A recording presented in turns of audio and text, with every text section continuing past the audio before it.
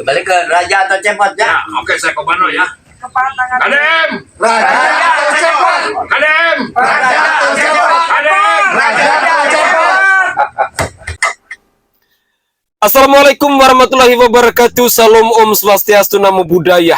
Salam kebajikan dan salam sejahtera untuk kita semua. Pemirsa sekalian, barusan kita menilai pernyataan dari para tokoh yang ada di Provinsi Jawa Barat, yakni Kaukus yang menyoroti Kang Deddy Mulyadi, yang mengevaluasi kinerja dari Kang Deddy Mulyadi selama 100 hari kerja. Pekikan suara mereka begitu lantang. KDM, Raja apa Cepot? Sekali lagi, pekikan suara mereka begitu lantang, yakni KDM, Raja apa Cepot. Sungguh, ini sangat menarik untuk kita diskusikan bersama. Karena sampai hari ini, masih begitu ramai pula diskusi-diskusi di media sosial tentang pernyataan yang datang dari kelompok Kaukus yang mengakunya sebagai tokoh di Provinsi Jawa Barat, yang mengatakan bahwa KDM itu Raja apa Cepot. Sejauh saya memandang, sejauh saya mengikuti perkembangan di Provinsi Jawa Barat, bahwa ada 4 partai politik yang selalu memprotes, yang selalu menolak, yang selalu tidak sepaham dengan berbagai macam kebijakan atau program kerja yang datang atau yang lahir dari Gubernur Jawa Barat, yakni Kang Deddy Mulyadi. Sekali lagi, ada 4 partai politik menurut pengamatan saya yang selama ini selalu menolak, yang selama ini selalu memprotes dengan kebijakan dari Kang Deddy Mulyadi. Walaupun survei indikator baru-baru menilai bahwa 95% rakyat Jawa Barat sangat puas dengan kinerja dari Kang Deddy Mulyadi. Artinya ada 5%. Dan 5% ini mungkin mereka-mereka yang terdiri dari 4 partai politik yang selalu menolak kebijakan dari Kang Deddy Mulyadi itu. Partai politik yang pertama adalah PDI Perjuangan, Partai Moncong Putih, atau partai yang selama ini kita kenal dengan partainya Wong Cilik. Walaupun Wong Cilik itu hanyalah semboyan, hanyalah narasi pemanis. Karena fakta membuktikan PDI Perjuangan bukan partai politik yang berpihak kepada rakyat, tetapi partai politik yang berpihak kepada kelompok dan golongan mereka sendiri. Partai politik yang kita juluki bahwa mereka-mereka ini adalah para petugas partai. Partai politik yang berjuang untuk mensejahterakan partai politiknya, bukan rakyatnya. Dan selama ini sudah ada begitu banyak bukti, seperti yang kita simak bersama-sama di media sosial, tentang kebrutalan, tentang aksi penolakan yang biasa dipersembahkan oleh Ono Surono, yang adalah wakil rakyat, yang adalah wakil ketua DPRD di Provinsi Jawa Barat, bersama rekan-rekannya. Dan yang paling menonjol, ketika kader PDI Perjuangan melakukan aksi walkout saat rapat paripurna pada tanggal 16 Mei 2025 kemarin. Itu adalah yang pertama. Partai politik yang kedua adalah P3. Beberapa hari kemarin, kalau tidak salah tepatnya di tanggal 28 Mei 2025, ketika KDM yang adalah Gubernur Jawa Barat sedang bertemu dengan rakyat Subang. Tiba-tiba ada supporter dari Persikas yang memekikan suara dengan membentang sebuah spanduk raksasa yang bertuliskan "Selamatkan Persikas". Dan kita ketahui bersama-sama bahwa saat itu Kang Deddy Mulyadi yang adalah Gubernur Jawa Barat langsung mengeluarkan statement-statement tegas.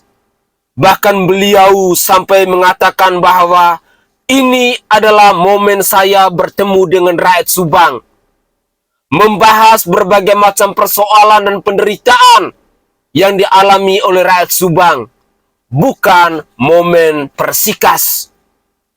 Dan Persikas itu bukan urusan saya. Setelah saya telusuri, ternyata pemilik klub Persikas ini adalah seorang wakil rakyat, adalah anggota DPRD dari Kabupaten Subang yang bernama Ahmad Bukhori. Dan anggota DPRD ini datang dari partai P3. Hingga pada akhirnya Kang Deddy Mulyadi memberikan tamparan keras kepada klub Persikas, entah itu kepada supporter maupun kepada pemiliknya, bahwa jangan pernah mempolitisasikan dunia olahraga dengan dunia politik. Karena apa yang dikerjakan, apa yang diprogramkan oleh Kang Deddy Mulyadi itu bukan untuk kepentingan partai politiknya, tetapi untuk kepentingan rakyat Jawa Barat. Partai yang ketiga adalah PKB, di mana selama ini kita selalu dipertontonkan dengan narasi yang selalu datang dari Bapak Maulana Yusuf, yang juga adalah anggota DPRD di Provinsi Jawa Barat, yang selalu menolak, yang selalu memprotes kebijakan-kebijakan dari Kang Deddy Mulyadi. Dan yang terakhir adalah PKS. Inilah 4 partai politik menurut pengamatan saya yang selalu bertolak belakang dengan kebijakan yang lahir dari Kang Deddy Mulyadi. Kalau pemirsa sekalian setuju dengan statement saya ini, silakan kalian tinggalkan pesan di kolom komentar. Jika ada yang lebih ataupun ada yang kurang, atau mungkin masih ada partai-partai politik yang lain yang bertolak belakang dengan Kang Deddy Mulyadi, yang tidak mendukung kebijakan-kebijakan dari Kang Deddy Mulyadi, yang selalu memprotes dan menolak kebijakan-kebijakan dari Kang Deddy Mulyadi, silakan tinggalkan pesan-pesannya di kolom komentar. Saya pasti akan selalu membaca, walaupun terkadang saya tidak sempat untuk membalas komentar-komentar dari pemirsa sekalian. Berikut ini, saya akan persembahkan cuplikan video di mana ini ada sebuah pernyataan menarik yang datang dari kelompok Kaukus, di mana disampaikan oleh Bapak Komarudin Taher yang adalah Ketua DPP Partai P3 ini. Inilah cuplikan video selengkapnya. Mobok manggih gorowong ningkatkan anggaran perubahan di sektor infrastruktur 3,6 triliun itu kepala dinasnya anyar di Purwakarta kita mogok gitu loh kategorinya. Kan gitu loh, cerminan perubahannya kelihatan Pak, ini fakta ya, saya nggak nuduh Ya, memang iya. hah? Memang iya. Kang Agusnya ya mah gitu. Kamu tahu dah. Kan begitu loh, pendidikannya naik 1,19. Oh ternyata nah kok dipurakan kene gitu loh. Bala dinasna kebenaran itu sama Pak, karena kita nggak tahu. Tapi memang siapapun pejabat, tanya Kang Deden, dia punya hak agar melakukan kerja cepat bagi memilih orang-orang yang memang sudah menjadi networking. Iya, nggak salah. Nanti ukuran salahnya mau ngambil dari mana, baper zakatnya bener nggak? Kan ini ya kalau kita mau gali Pak, di situ ruang kritik kita Pak, gitu loh. Jadi tuh ngambek, orang tuh ngamuk, wah dipurakan enggak. Bapak jadi apa? Guru, tosa sabaraha tahun, 10 tahun. Boga keluarga, sabaraha gajinya, mung 400.000. Boga pamajikan, boga anak, boga cukup di mana? Ya teh cukup Pak. Terus Anda bisa ngebiayaan pamajikan? Ya habis geus ngajar terus jadi ojek. Bukan jadi ojek, jadi tukang sayuran. Jualan sayuran. Nah, geus 5 juta jangan jual sayuran. Ya, jangan modal sayuran. 5 juta. Terus gerobaknya ayah make motor. Alhamdulillah Pak, motornya. Ya tambahan jangan gerobak 1 juta. Jadi diberi 6 juta cash. Hebat. Tapi sesungguhnya Dedi sedang merusak paradigma pendidikan. Betul. Sedang mengalihfungsikan, mengalihprofesikan dari seorang pendidik menjadi seorang tukang sayur. Tukang sayur. Kalau dia seorang paradigmatik ngerti tentang filosofi pendidikan, dia mestinya dia bangun kunaon sekolah teh mere gaji musak itu. Gitu loh. Itu paradigma pendidikannya. Ya. Yang harus dirubah. Ya, IQ kurang IQ. Bukan membalikan orang bahwa itu kepentingan konten, ya biarin. Tapi kita ingin yakinkan bahwa cara-cara begitu sesungguhnya menyesatkan. Bahkan ada perubahan sampai ke 6 kali yang tentu memerlukan sebuah kajian-kajian, termasuk juga dari tata krama budaya yang ingin disampaikan bahwa misi kepemimpinan Jawa Barat ini diwarisi oleh sebuah nilai yang sangat santun begitu, sehingga tidak memberikan dampak psikologis kepada masyarakat, sehingga ada tutur kata yang menimbulkan suatu bahasa yang keluar dari peradaban dan budaya kita. Nah itu pun disampaikan. Oleh karena itu kaum mus bersepakat bahwa apa yang disampaikan tadi untuk kita rumuskan, ya, kita rumuskan dan akan menjadi sebuah poin-poin yang akan disampaikan langsung kepada pemerintahan melalui DPRD Provinsi Jawa Barat dalam waktu tentu tidak terlalu lama, dan juga disampaikan kepada gubernur langsung. Bahkan tadi ada keinginan untuk berdialog. Toh Pak Deddy Mulyadi apapun ceritanya adalah gubernur Jawa Barat yang kita hormati dan aspek konstitusinya sudah ditempuh, dan kita sama-sama ingin ikut bagaimana memperbaiki Jawa Barat. Kita akui memang dari pasir-pasir gubernur Jawa Barat, mulai dari sebelum era reformasi, zaman Orde Baru maupun sebelumnya, yang kebetulan kami memang memiliki pengalaman berinteraksi, memang agak lain ya, agak lain. Tapi satu hal yang prinsip, ya tadi tingkat kepuasan ya hari ini yang sampai berapa?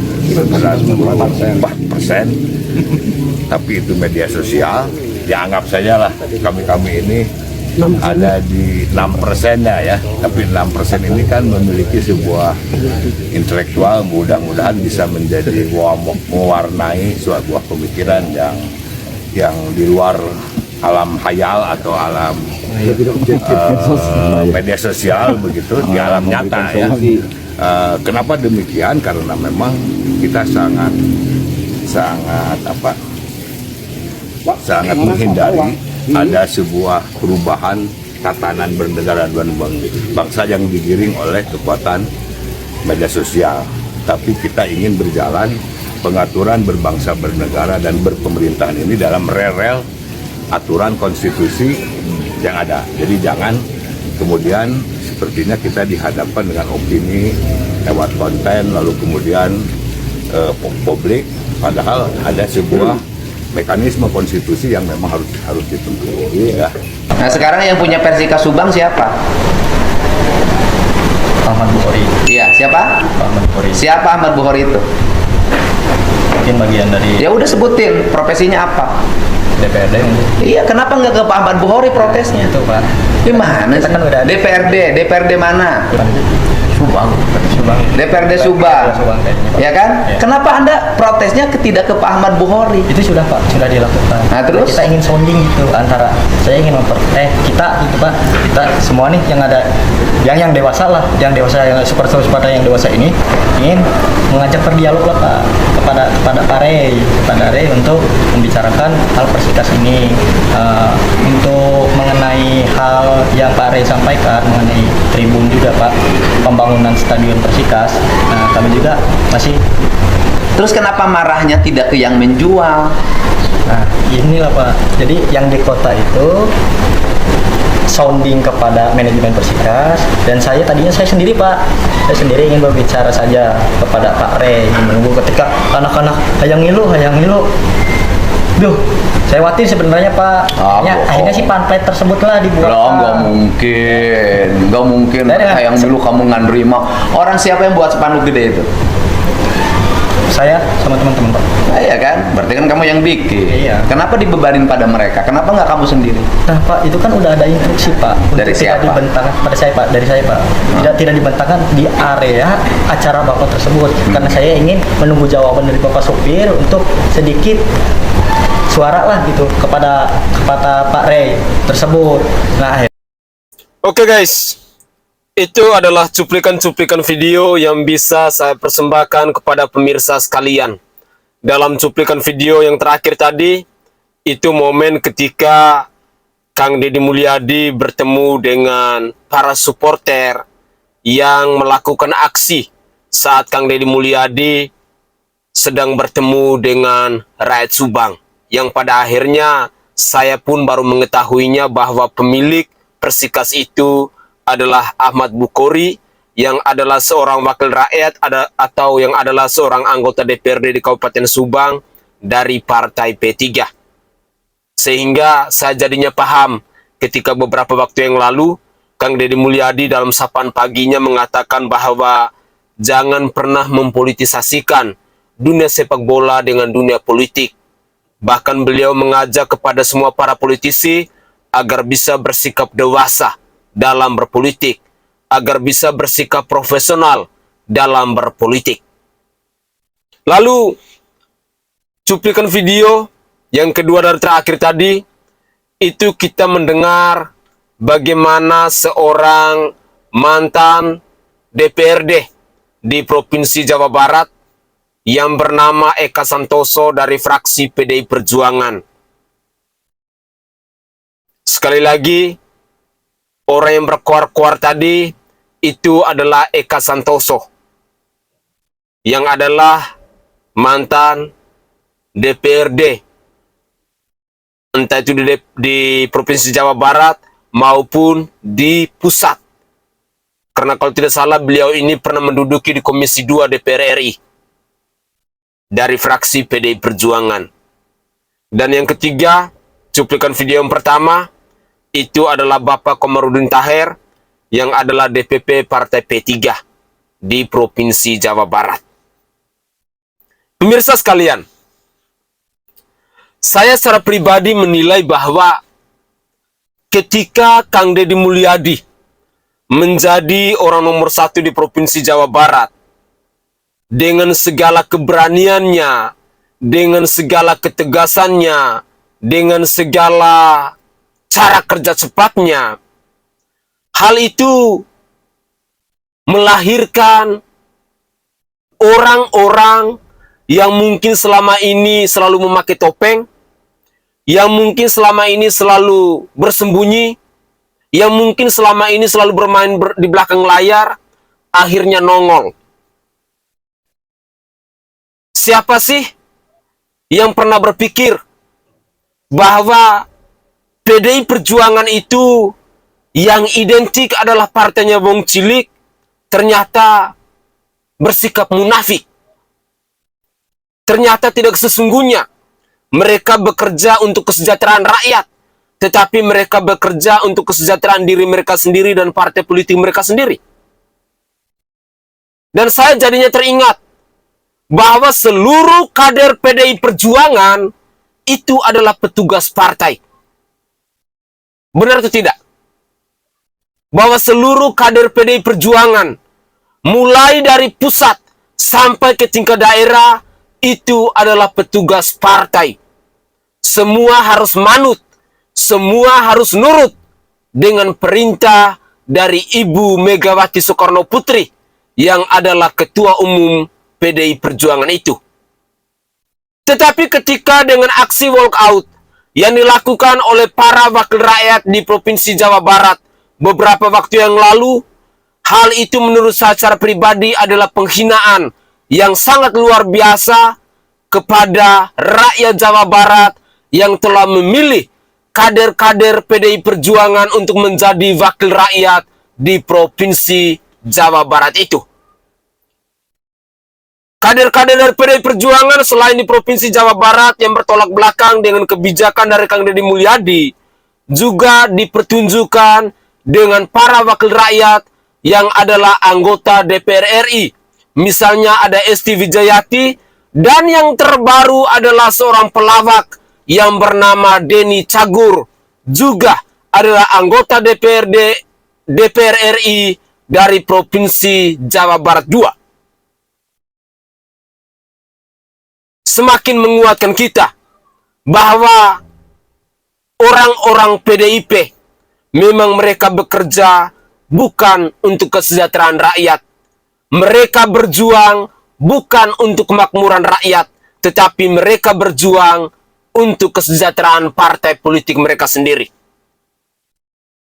Itu adalah penilaian saya yang rakyat jelata. Lalu, dari cuplikan-cuplikan video tadi juga, saya secara pribadi mengambil sebuah kesimpulan bahwa sudah ada 4 partai politik yang menjadi PR bagi rakyat Jawa Barat. 4 partai politik seperti yang saya sebutkan tadi. Ada PDI Perjuangan, ada P3, ada PKB, dan ada PKS.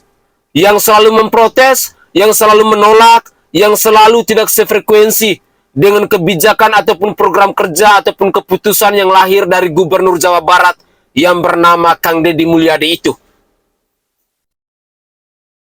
Kalau memang pernyataan saya ada yang salah, silakan kritik saja di kolom komentar. Karena semua komentar-komentar dari pemirsa sekalian selalu saya baca, selalu saya pelajari. Karena itu menjadi bahan evaluasi pribadi buat saya.